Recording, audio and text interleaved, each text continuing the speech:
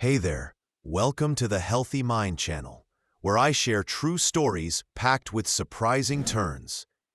If you like what you hear in this video, please hit that subscribe button and give it a thumbs up.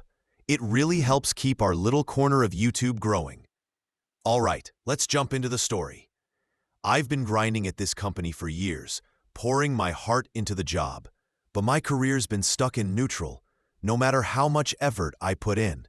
I'd stay late, logging extra hours, burning the midnight oil, yet I couldn't climb to the next rung on the ladder, no matter how hard I tried. The competition around here is fierce. There's always someone who seems to have a better resume, tighter connections, or just plain better luck than me. I wasn't drowning in misery, but I wasn't exactly living the dream either. I craved more, knowing deep down I had the potential for bigger things. But figuring out how to get there felt like solving a puzzle with missing pieces. My boss, Stella, was the kind of leader everyone admired, but also tiptoed around.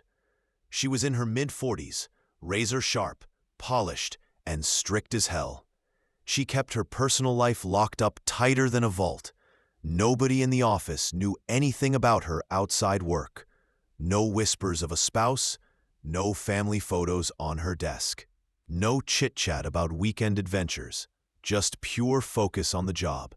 And she expected us all to match that intensity. It was a typical Wednesday night, and I was wiped out, dragging myself through the end of a long day. Most folks had already cleared out of the office, but I'd hung back to wrap up a report that was eating away at me. Finally, I grabbed my stuff and shuffled toward the elevator, my mind already on getting home, jumping in a hot shower, and maybe unwinding with a cold drink before collapsing into bed. I stepped into the elevator, slumping against the wall, rubbing my tired eyes as the doors started to slide shut. Just then, Stella strode in. "Thomas," she said with a quick nod, her tone as crisp as ever. "Miss Wang," I replied, snapping upright like a soldier caught slacking. The doors closed, and the elevator hummed to life, trapping just the two of us in that small, quiet space. Being alone with Stella always brought this weird tension. She wasn't mean, but she wasn't exactly warm and fuzzy either.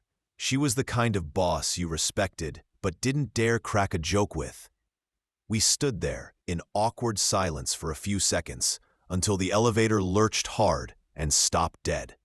The lights blinked, then went out completely, plunging us into darkness. "What the heck?" I mumbled under my breath, my heart jumping a bit. Stella, cool as ice, pulled out her phone, flicked on the flashlight, and jabbed at the elevator's control panel. "Nothing." She sighed, pressed the emergency button, and a scratchy voice crackled through the speaker. "Citywide power outage.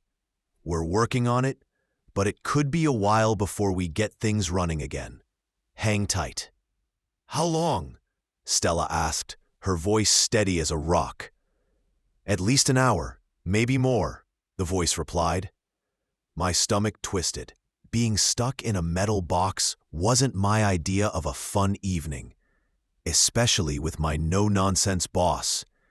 I'm not claustrophobic, but the idea of being trapped with no way out made my nerves jangle. Stella let out another sigh and leaned against the wall. "Fantastic," I muttered, trying to keep my cool with a slow exhale. "So what now?" She glanced at me, then back at her phone. We wait. The silence stretched on, broken only by the faint buzz of the emergency light and muffled noises from the elevator shaft. Time crawled, and I shifted on my feet, restless as hell. "So, you think this'll screw up anything big?" I asked, just to break the quiet.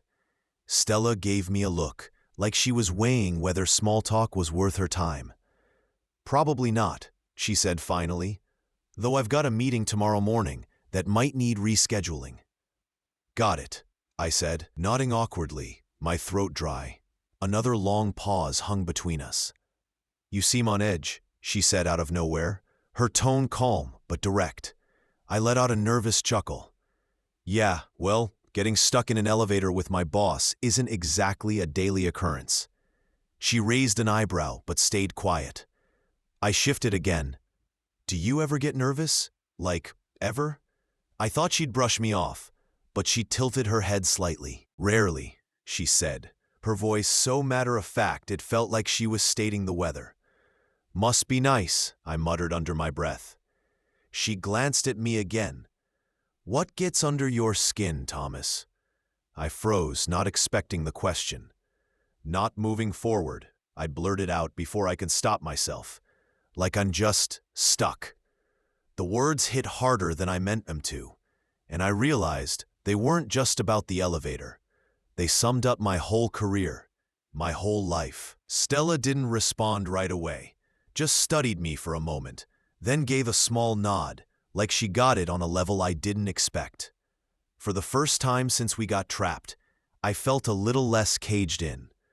The silence settled back in, heavy and thick. I checked my phone. No signal, of course. Stella stood there, arms crossed, looking like she could wait forever without batting an eye. My brain, on the other hand, was racing, not just because we were stuck, but because it was her I was stuck with. After a bit, I shifted again, trying to ease the tension. So, you ever been in a mess like this before? She glanced at me.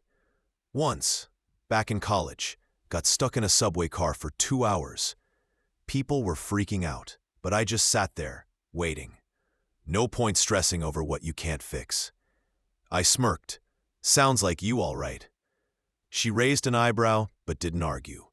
I leaned back against the wall, glancing up at the dim emergency light.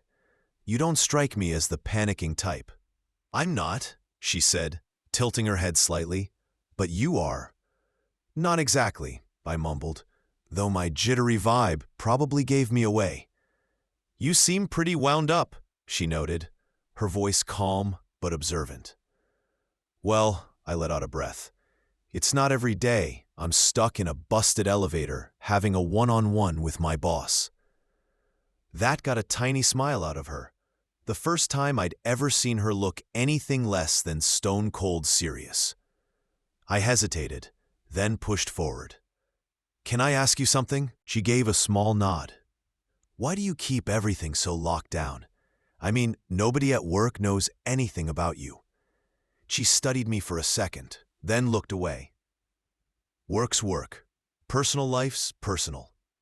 Sure, I said, but even the most private folks let something slip now and then. She smirked faintly. And what about you, Thomas? What do folks at the office really know about you? Stella asked, her eyes locking onto mine with a sharper edge than before. I paused, thinking it over, and realized there wasn't much I shared with anyone at work. My life outside the office stayed pretty private, just like hers. Not a whole lot, I suppose, I admitted, rubbing the back of my neck, feeling a bit exposed under her gaze. She leaned against the opposite wall, her expression almost challenging. You keep your cards close too, Thomas, so why pry into mine? I gave a sheepish shrug, conceding her point. Fair enough. With a sigh, she settled more comfortably against the elevator wall. If you really want to know why I'm so private, it's simpler this way. People start expecting favors or special treatment when they think they've got you figured out. I frowned, puzzled by the weight behind her words. Expectations, huh? Like what? She hesitated, her guard up for a moment, as if weighing whether to let me in on something real. I've had people assume my success means I owe them a piece of it, she said at last. Like I'm supposed to hand out favors just because I've climbed the ladder. I nodded slowly, catching her drift. Her position made her a target for users or opportunists. That's rough, I said, meaning it. She let out a dry chuckle, not exactly amused. You don't know the half of it. I hesitated, then took a chance. You mean guys hitting you up for stuff? Her sharp glance met mine, but instead of annoyance, there was a flicker of weary humor. "Among other things," she said, her tone hinting at stories she wasn't about to share. I mulled that over. Stella wasn't just successful. She radiated authority, and I could see how that made people project all kinds of assumptions onto her. "That's gotta suck," I said, keeping it simple but genuine. She smirked, a little spark of amusement in her eyes. "Very poetic, Thomas." I laughed, feeling the tension ease a bit. "I'm just saying, I get how people can miss who you really are when they're too busy seeing what they want." She studied me for a long moment, her expression unreadable, then nodded. "Exactly." I shifted, feeling like I'd just stepped over some unspoken boundary in our conversation. "I feel it too, I said, the words spilling out. "Not the same way, but I bust my tail every day, and it's like I'm running in place, never getting anywhere." Stella's face softened, just a touch, her usual steeliness giving way to something almost approachable. "You think you're owed more?" she asked, her voice curious rather than judgmental. I shrugged, feeling a mix of frustration and honesty bubble up. "I think I've put in the work to earn it." A long pause hung between us, the hum of the emergency light filling the quiet. Then, out of nowhere, she said something that floored me. "You probably have." I blinked, caught off guard. "Wait, what?" She exhaled, her posture relaxing slightly. "I've seen your work, Thomas. You're one of the few who actually give a damn and put in real effort. But hard work alone doesn't always cut it. The right people need to notice you at the right moment." I let out a bitter scoff. "So it's all about luck?" "Sometimes," she admitted, her voice steady. "And sometimes it's about figuring out how to make yourself impossible to overlook." Her words hit me like a ton of bricks. I was good at my job, worked hard, but I'd never done anything bold enough to stand out in a way that demanded attention. I opened my mouth to respond, but before I could, the elevator lights flickered back to life. The motor groaned, the car jolted, and we started moving again. I let out a breath I didn't realize I'd been holding, relief washing over me. Stella glanced at her watch, pushing off the wall. "Well, looks like our little chat's over." I nodded, still reeling from everything she'd said. As the doors slid open, she stepped out first, but paused, turning back to me. "Think about what I said, Thomas," she said, then walked away, leaving me standing there, feeling like I'd just been handed a key to something big. That elevator moment stayed with me, not just because we were stuck, but because of the conversation. It was like Stella had let me see a side of her I didn't know existed. She was always so buttoned up, all business, but for those 45 minutes, she was real, human. Her words, "You've probably earned it," echoed in my head for days. I kept doing my job, but something had shifted inside me. I started speaking up in meetings, tossing out ideas instead of staying quiet, making sure my voice carried weight. Then, on Friday afternoon, something wild happened. I was wrapping up a report at my desk when an email pinged in my inbox. The subject line was short and cryptic: "Let's talk." It was from Stella. My stomach did a flip as I clicked it open. "Thomas, if you've got a minute after work, swing by my office. I'd like to discuss something with you." Stella. No hints, no context, just her usual straight-to-the-point style. I leaned back in my chair, my mind racing through every possibility. Had I messed something up? Was this about our elevator talk? Or was it just work stuff? I tried to focus for the rest of the day, but my nerves were fried. By 6:30 p.m., the office was mostly empty, and I took a deep breath, steeling myself as I headed to Stella's office. Her door was closed, but light spilled out from under it. I knocked twice, firm but not too loud. "Come in," her voice called. I stepped inside, and she was at her desk, blazer off, looking less like the untouchable boss I was used to and more like someone you could actually talk to. She gestured to the chair across from her. "Sit." I did, my heart pounding as she studied me for a moment, like she was sizing me up. Then she leaned back and spoke. "You've been stepping up this week, more engaged." I hesitated, caught off guard. Yeah, I guess I have." She nodded, a hint of approval in her eyes. "Good. That's why you're here." I sat up a little straighter, waiting for the punchline. She tapped her fingers on the desk, exhaling. "I've been thinking about our elevator conversation, about how hard you work and how tough it is to get noticed."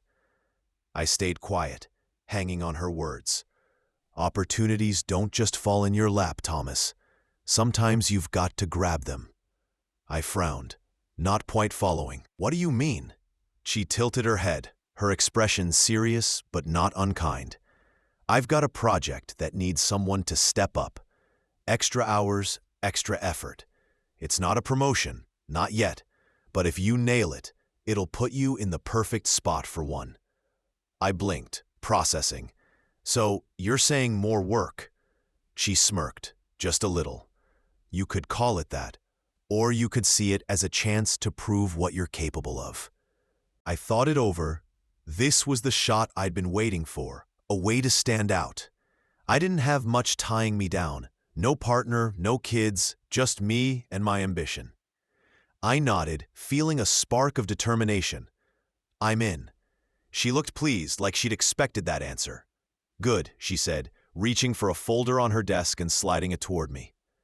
Stella handed me a thick folder, her voice calm but direct. "Here's everything you need to know about the project. Take the weekend to review it, and we'll dive in on Monday." I grabbed the folder, flipping through pages packed with details.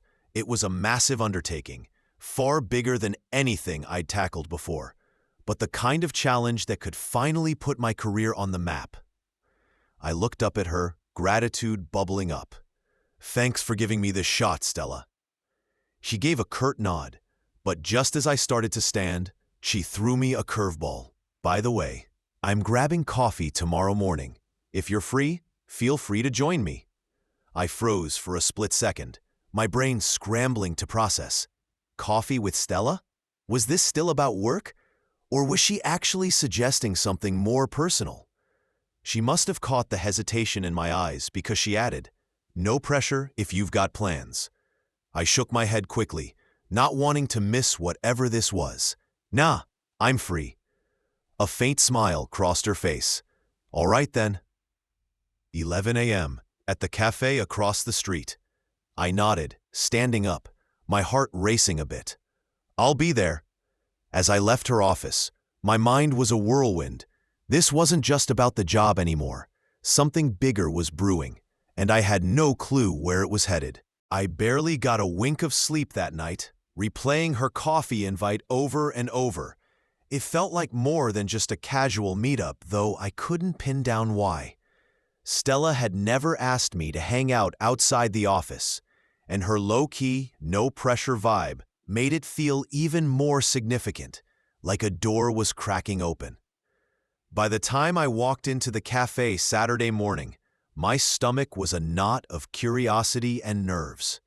I spotted Stella right away, tucked at a corner table, wearing a dark sweater instead of her usual sharp blazer.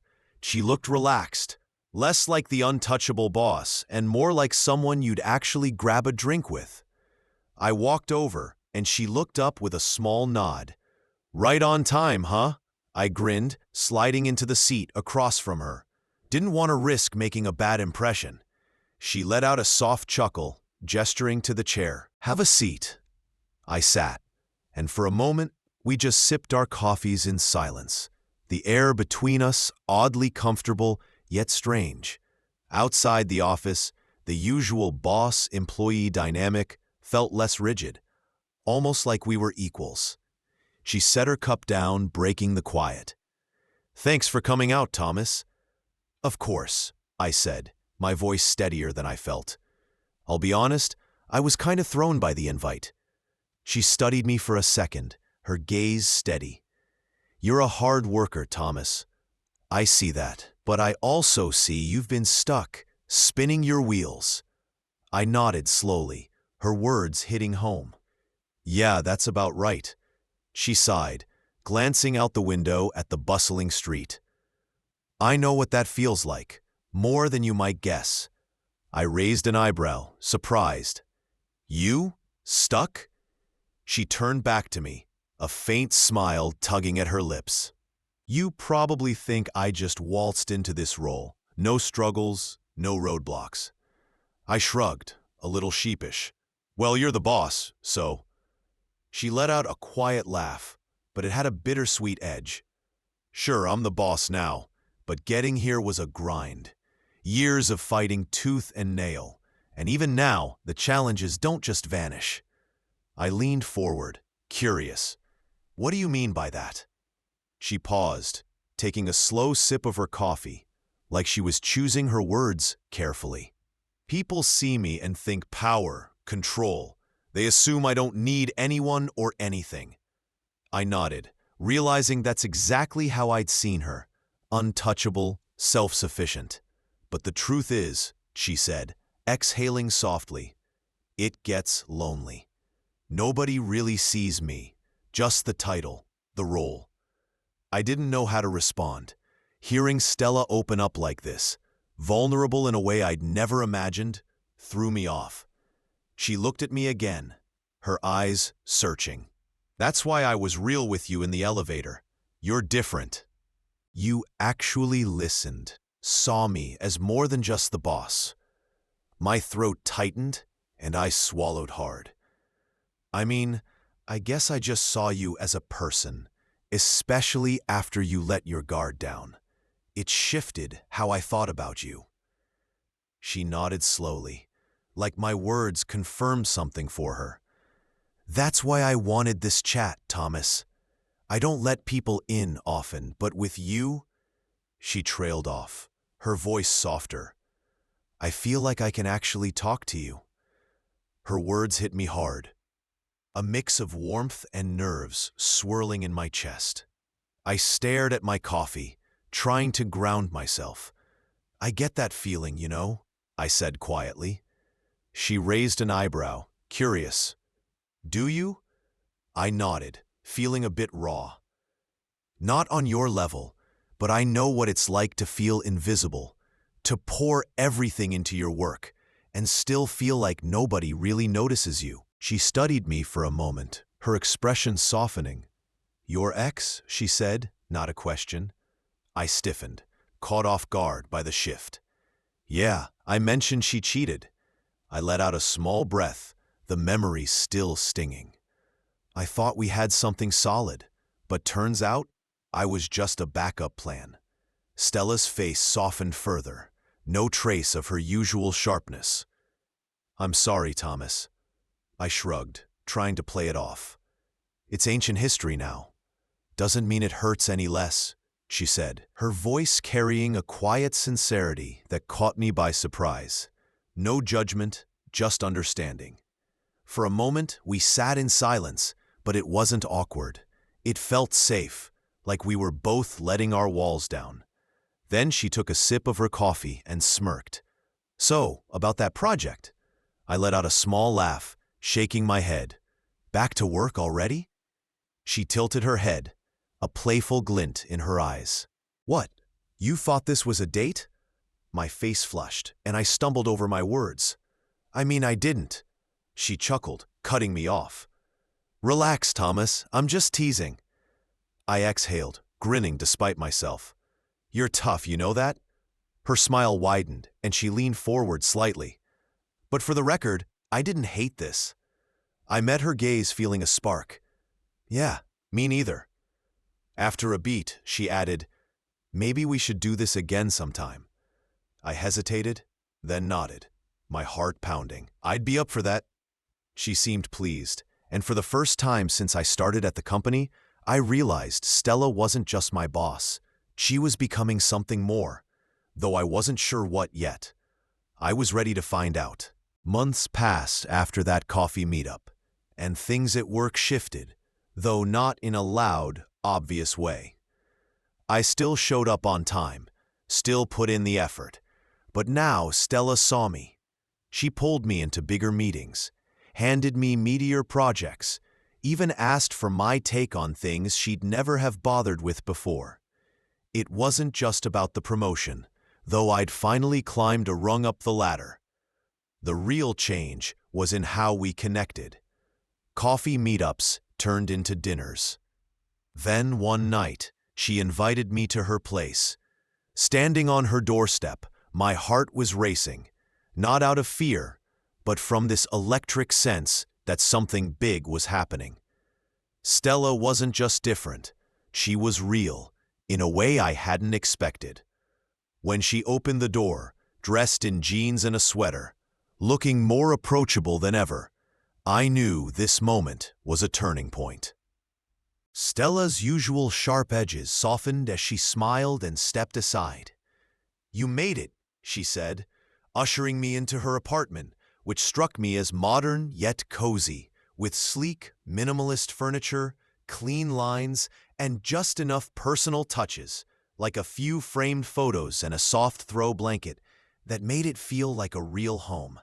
I'd never pictured her in a space like this, but somehow it suited her perfectly, blending her polished professionalism with a warmth I was only starting to know. She poured us each a glass of red wine, and we settled into her living room, chatting like we always did.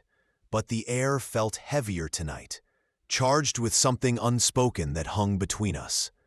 She looked at me, her eyes steady but softer than usual. "Thomas," she said, her voice carrying a weight that made my chest tighten. "Yeah?" I replied, leaning in, sensing the shift in her tone. She hesitated, swirling the wine in her glass, her expression flickering with something rare for her, uncertainty. "Do you regret this?" I frowned, caught off guard. "Regret what, exactly?"